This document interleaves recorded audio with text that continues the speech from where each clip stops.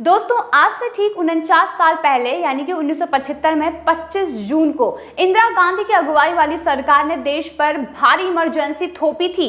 बता देते हैं कि इस दौरान लोगों से उनके मौलिक अधिकार तक छीन लिए गए थे। वैसे ये पहली बार नहीं था जब देश में आपातकाल लगाया गया हो, लेकिन जिस वजह से और जिन परिस्थितियों में इसकी घोषणा की गई थी उससे पूरे देश में उथल पुथल मच चुकी थी।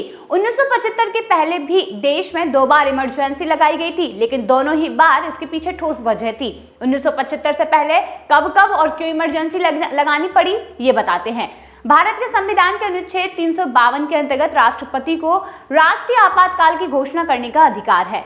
प्रधानमंत्री की अध्यक्षता वाली मंत्रिमंडल की लिखित सिफारिश पर आपातकाल की घोषणा की जाती है और इसके तहत नागरिकों के सभी मौलिक अधिकार निलंबित हो जाते हैं। जब संपूर्ण देश या फिर किसी राज्य पर अकाल, बाहरी देशों के आक्रमण या फिर आंतरिक प्रशासनिक अव्यवस्था या फिर अस्थिरता आदि की स्थिति उत्पन्न हो जाए, उस समय उस क्षेत्र की सभी राजनीतिक और प्रशासनिक शक्तियां राष्ट्रपति के हाथों में चली जाती हैं। भारत में कुल 3 बार आपातकाल लग चुका है और जिसमें वर्ष 1962, 1971 तथा 1975 में अनुच्छेद 352 के अंतर्गत राष्ट्रीय आपातकाल लगाया गया था। पहली बार देश में आपातकाल 26 अक्टूबर 1962 से 10 जनवरी 1968 के बीच लगा। ये वो दौरा था जब भारत और चीन के बीच युद्ध चल रहा था और उस समय आपातकाल की घोषणा इसलिए की गई थी क्योंकि तब भारत की सुरक्षा को बाहरी आक्रमण से खतरा घोषित किया गया था। इस वक्त देश के प्रधानमंत्री जवाहरलाल नेहरू थे। दूसरी बार 3 से 17 दिसंबर 1971 के बीच आपातकाल लगाया गया और ये वो वक्त था जब भारत और पाकिस्तान युद्ध चल रहा था और इस वक्त भी देश की सुरक्षा को खतरा देखते हुए आपातकाल की घोषणा की गई थी।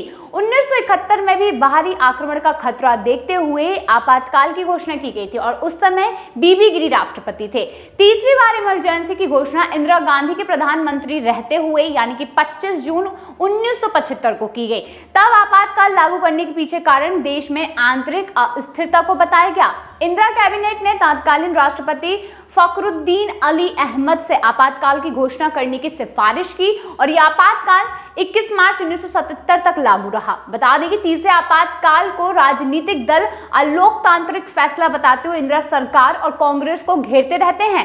जिन परिस्थितियों में आपातकाल लागू करने की घोषणा की गई थी, जिस तरीके से प्रधानमंत्री इंदिरा गांधी ने इसकी जानकारी दी, उससे लेकर सवाल उठे। इंदिरा सरकार के फैसले को तानाशाही बताते हुए विभिन्न संगठन खिलाफ उतर गए और भारी विरोध शुरू हो गया। दरअसल 1975 में आपातकाल लागू करने का ऐलान इलाहाबाद हाईकोर्ट के एक फैसले के बाद आया था। हाईकोर्ट ने इंदिरा गांधी के निर्वाचन को चुनौती देने वाली याचिका पर 12 जून 1975 को फैसला सुनाया था।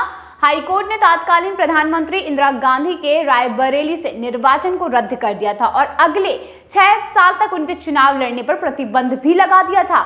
इसके बाद इंदिरा गांधी के इस्तीफे की मांग शुरू हो गई और देश में जगह जगह आंदोलन होने लगे। सुप्रीम कोर्ट ने भी हाई कोर्ट के आदेशों को बरकरार रखा और उसके बाद आपातकाल की घोषणा कर दी गई थी। आपातकाल की 49वीं बरसी पर भारतीय जनता पार्टी ने मंगलवार को कांग्रेस पर तीखा हमला बोला है। प्रधानमंत्री नरेंद्र मोदी से लेकर केंद्रीय गृह मंत्री अमित शाह और रक्षा मंत्री राजनाथ सिंह ने सोशल मीडिया पर पोस्ट किए हैं। पीएम मोदी ने यह कहा कि इमरजेंसी के वक्त कांग्रेस ने आजादी को खत्म कर दिया था और संविधान को रौंद दिया था। पीएम मोदी ने एक्स पर लिखा कि आज का दिन उन सभी महान पुरुषों और महिलाओं को श्रद्धांजलि देने का है जिन्होंने आपातकाल का विरोध किया। आपातकाल के काले दिन हमें याद दिलाते हैं कि कैसे कांग्रेस पार्टी ने बुनियादी आजादी को खत्म कर दिया था और भारत के संविधान को रौंद दिया था, जिसका हर भारतीय बहुत सम्मान करता है।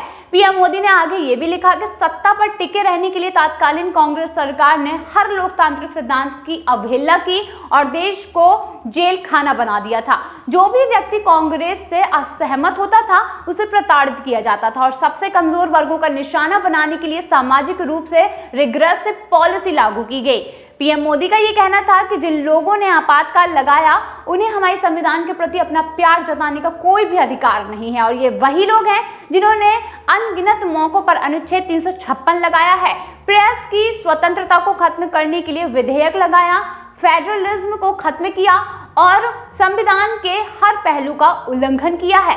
बताते चलें कि यहाँ पर जिस तरीके से आपातकाल लगाया गया था वो आज भी उसी पार्टी में जीवित है जिसने इसे लगाया था। वे अपनी प्रतीकात्मकता के जरिए संविधान के प्रति अपने तिरस्कार को छिपाते रहते हैं, लेकिन भारत के लोगों ने उनकी हरकतों को देख लिया है और इसीलिए उन्होंने उन्हें बार बार खारिज कर दिया है। बताते चलें कि अगर आपातकाल लगाया जाता है तो वो बहुत ही कोई ऐसा मुद्दा होता है जब इसमें भारत को ज़रूरत हो, लेकिन अगर आप सिर्फ खुद की गद्दी बचाने के लिए आपातकाल लगाते हैं और उसमें कई लोगों को झकझोर देते हैं तो ये कहीं ना कहीं पूरी तरीके से लोकतांत्रिक नहीं माना जा सकता और कहीं ना कहीं इसे तानाशाह के रूप में देखा जा सकता है।